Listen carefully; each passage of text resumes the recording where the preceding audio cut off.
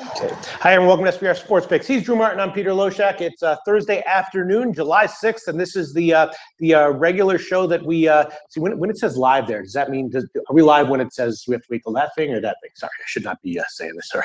I think up in the right. Okay. Oh, really? Okay, so then the beginnings gets cut off. All right, we'll check it later. Sorry, I just had to ask that. All right, so either way, we're good. Yeah, this is we're live now.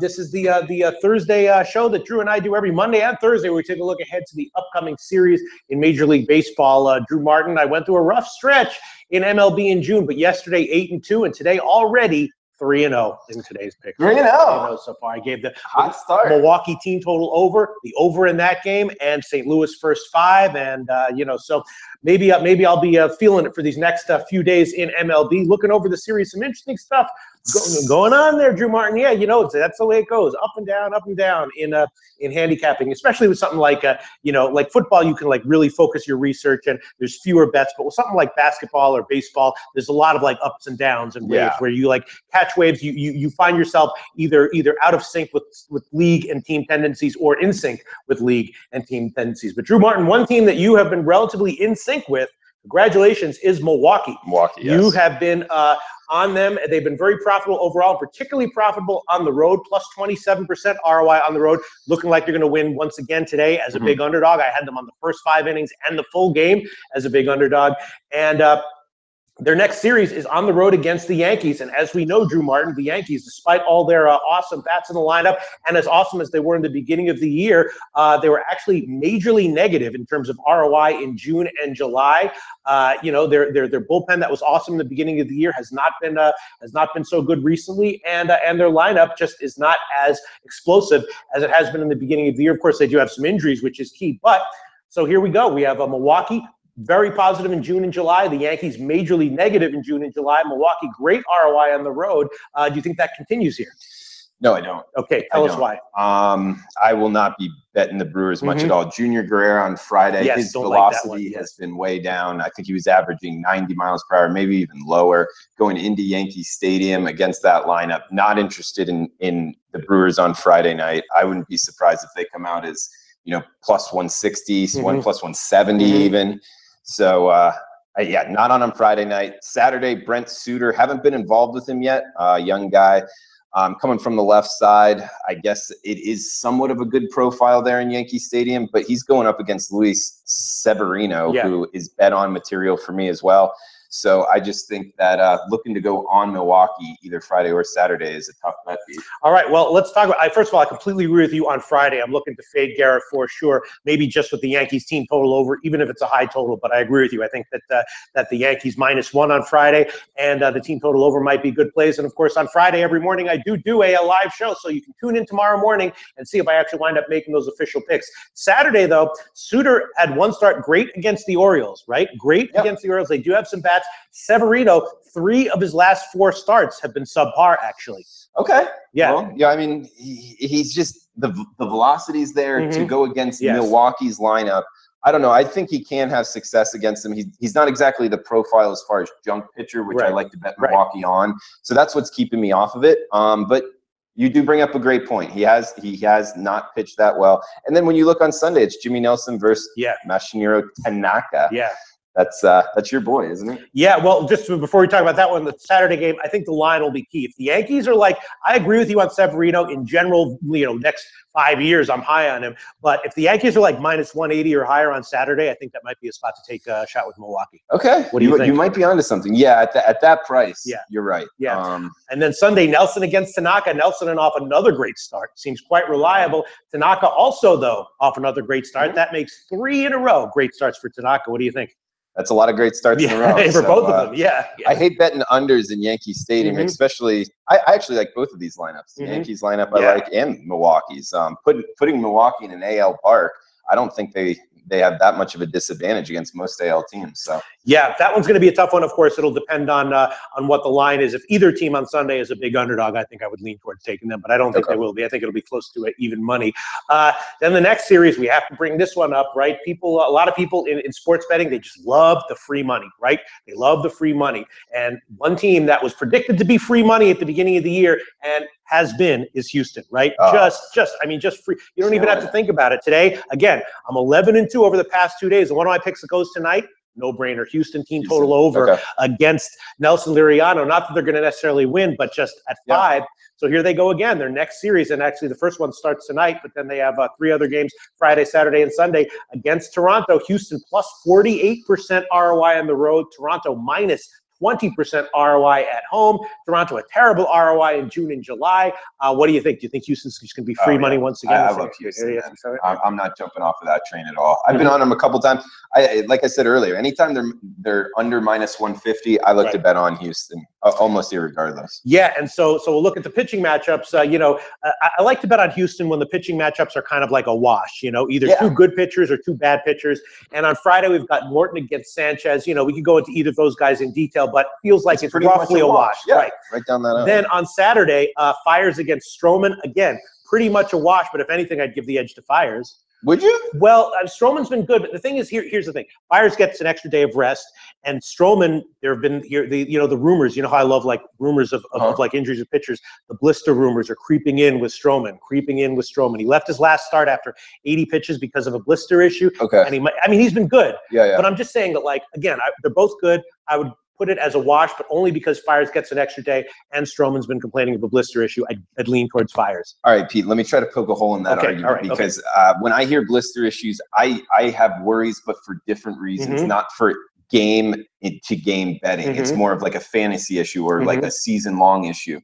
I look for issues like shoulder or elbow where velocity. I mean, obviously more, but as far as the blister issue, because then second inning he's out right into the bullpen. So there is an advantage, but it's not your fastball's going from 94 to 90. Right. Yes.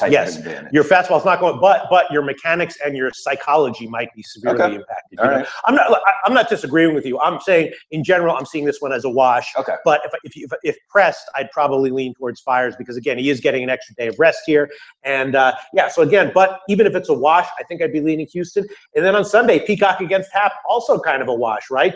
Happ's been excellent, but he only goes 6. Peacock, though, a guy who gets a lot of Ks, does have some control issues. So, again, I'm thinking Houston maybe has the edge here in this series, Saturday, Friday, and Sunday, and all of it.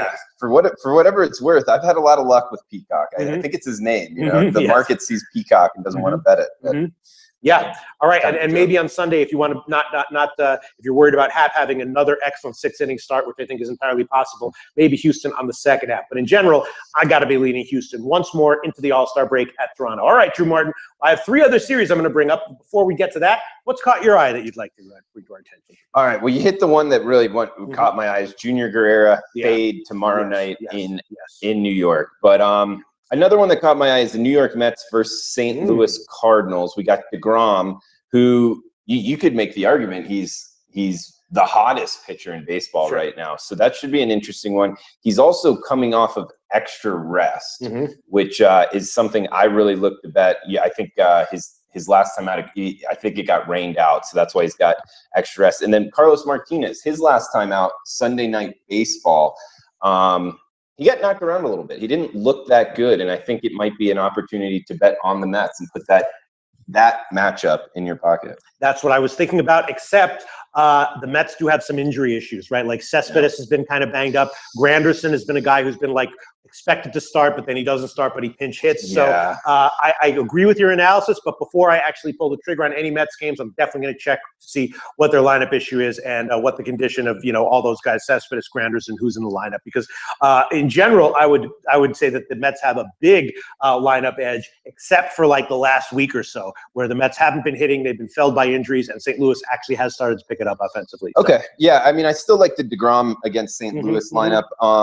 And it actually, the numbers are just coming out right now on Bet Online, and it looks like you can get DeGrom at a plus price. So, really? Yeah. Wow. That's surprising to me. But. Yeah, and DeGrom's last start, we had a debate about where that line would come out. You were totally right. I was expecting 140, 150. You said you were expecting more like 120, and it came out right around that line, like minus 110 or so, and got bet down. So yeah. Even a broken clock strike twice. No. I mean, I think, and I also think that, but that was also when it was known that Cespedes would be out for that game. I think that was a big. Someone was out for that. Yeah, and that actually equals about 20 cents. I would think, so. All right, Drew Martin. The next series I want to bring up. This is another another interesting one. We got Cincinnati against Arizona, one of the worst teams in baseball on the road against the best team in baseball on the road. Cincinnati minus 25% ROI on the road.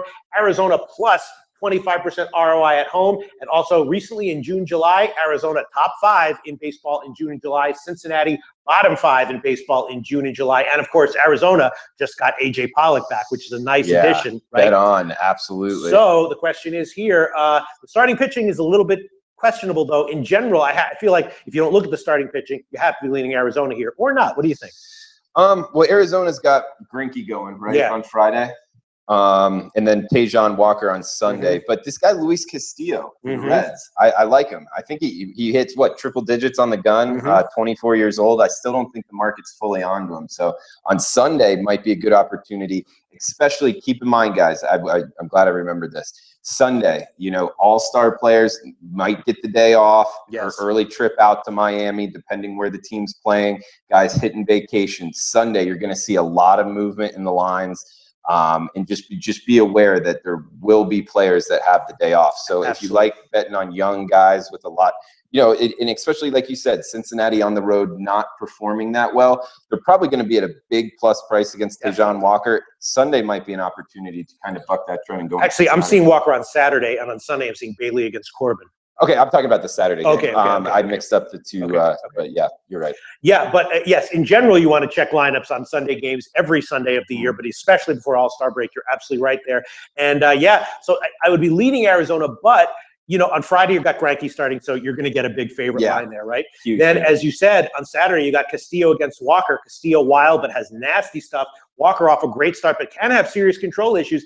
And then on Sunday, Bailey against Corbin. And as you said, some guys might be out for Arizona. So it's just in general, I feel like Arizona's the play here. But in every individual game, the starting pitching matchups gives me some concern. Yeah, it absolutely does. And you can make arguments both ways. Yeah. Pete, this is the first time we're doing this live, this show. I forgot to hit on the live chat. Guys are chiming in. I don't know if you want to go that route, but we have that opportunity, I guess. Okay, and then the other series that I wanted to bring up is another interesting one, just because this is a tough one.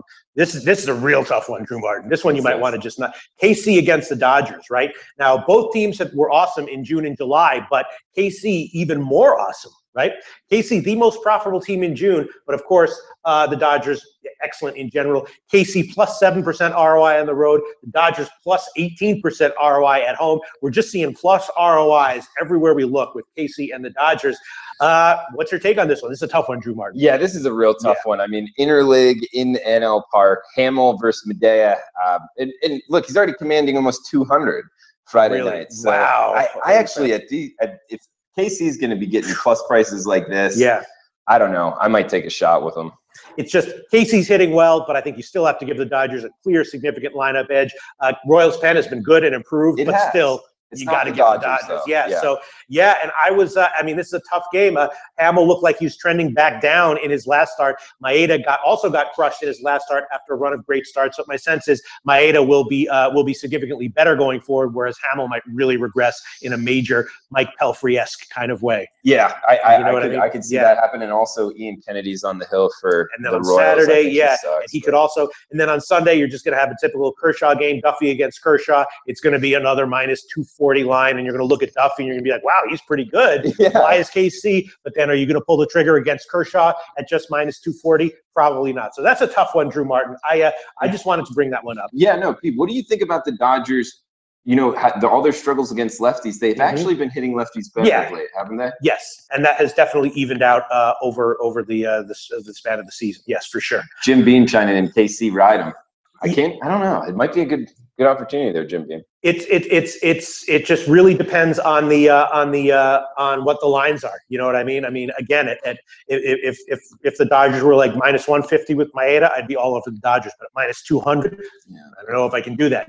I'm definitely though looking for Hamill to get hit. Maybe the Dodgers team total over might be the best way to go in that one. We'll see. All right. Which day? I'm sorry, on Friday against Hamill, just to get it, or even against Saturday against Kennedy. Against Kennedy, Yeah, for sure. All right, Drew Martin.